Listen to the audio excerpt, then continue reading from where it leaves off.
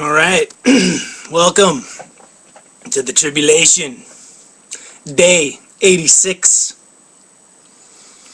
I'm still here, the world is still here, but it continues to spiral downwards, out of control, into chaos. Over the weekend, Standard & Poor's downgraded America from AAA to AA. You know, me personally, who gives a shite, but, you know, we've had about a 10% drop in the stock market over the last 2 weeks. The market today, last time I looked, was down about 300 points. So the global economic collapse continues. The dominoes are falling. You know, money, currency, gold, oil, all of it are going to be revalued in context to the total debt that is out there. And you know, you still have to ask the question, who the hell pays all this debt? And you know what? It sure isn't the people, the masses, because you know what? Wake up, smell the roses, look around. The tribulation, you know, what I've been warning about, global mobilization through the internet, text messaging, Twittering, Facebook, you know, the Arab Spring, all the countries out there with people getting slaughtered in the streets because they're being told to get out there.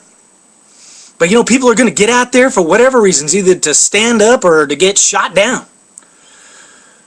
You know, over the weekend, huge protests in Israel.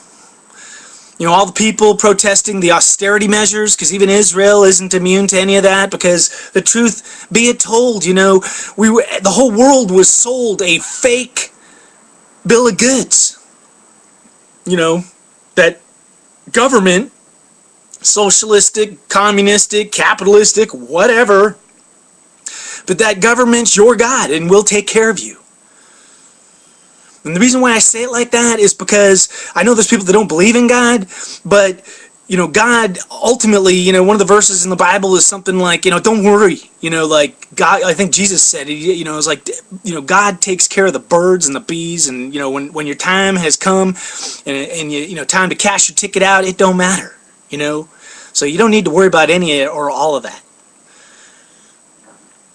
But the fake system that says, oh, no, we'll take care of you, you know, have an insurance policy, you know, driver's insurance, life insurance, health insurance, and you'll be all right. Right. You know, what you end up with is not being all right. And even if you get some money, I just got to tell you, money doesn't grow on trees unless it's the government growing it and printing it, which means it's going to devalue. But anytime somebody pays you out, you know, insurance, that's like, it's Vegas, you know, it's gambling. So for every person that wins and gets paid, 1,000 people don't get paid.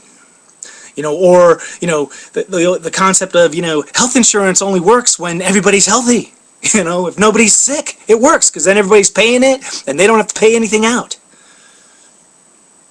But the fakeness of the materialistic world that we've all grown into, you know, fake prices, fake speculation, you know, houses tripling in value, you know, but there's a whole bunch of stuff that's going to join that fakeness, you know, which is, you know, hyperinflation. So the next thing you know, a gallon of milk's going to cost $50. So everybody's going to have to reassess what they value, what has value. But, you know, London, over the weekend, huge mobilization, hooligan mobilization, you know, they're protesting somebody's death, I think, but it doesn't much matter. Everybody poured into the streets because the time has come. It's like, let's march, let's take down the man, let's break into the Burger King, the clothes store, let's get what's ours. The pitchforks, the poor against the rich, violence, chaos, and ultimately World War III. Because you know what? That is the solution that's awaiting us. You know, The tribulation, right now, it's like quicksand. It's sucking us in, and right now we're probably up to our belly buttons. We're not even up to our chins yet, you know. There's some people that are still, even though the quicksand's up around their waist, they're like, man, nothing's happening.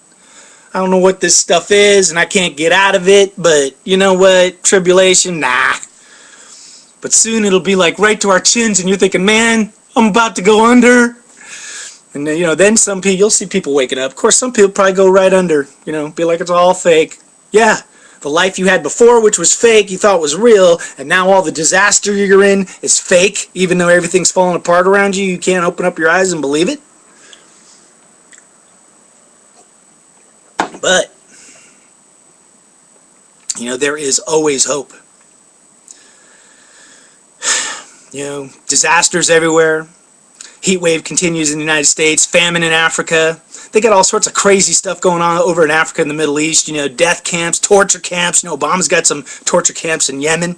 Told all of us he wouldn't torture anybody anymore, and yet we're out there doing it. You know, there is no truth anymore. You know, the truth has faded. And then we got the, you know, Disarm America booby trap that's going to go off in November, December, disarming America. But there is always hope. You know, I spent the weekend up at my sister's place in hillbilly country. You know, her and her husband have a pretty big ranch, and you know, they're preparing. You know, they got cows, they got chickens and eggs, they got a farm growing tomatoes and squash and all sorts of cool vegetables. So, you know, when the time comes, you know, if it gets to that, I only hope I can make it up to where they're at. And you know what? That's top secret, because, you know what?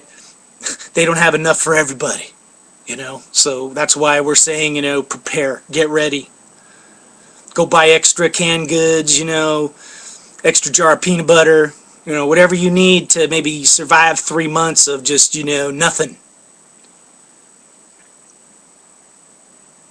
But there's hope. You know, people like my sister, you know, preparing. They know it's all about just getting through it all. You know, even World War II eventually ended. And World War III, it's hard to tell exactly what shape it's going to take, but it's kind of already begun. You know, China basically launched their Pearl Harbor cyber attack against us, and I think they're still bombing us. We're just too stupid, or the president doesn't want to just come out and tell us the truth to say, you know what, the cyber part of World War III has already started, and we're under attack. You know, he doesn't even want to admit that there's a jihad against America. And that's coming too, you know, phase 2 of that. So prepare. You know, this month, you know, right now, the 8th, I'm kind of looking towards Israel. You know, I know Glenn Beck's over there, so we'll have to see what's going on. But, you know, I wish him, you know, the best of whatever he's doing. But something big's coming down there too, you know, because Israel is now bubbling and all the countries around it is bubbling. But I'm going to think positive.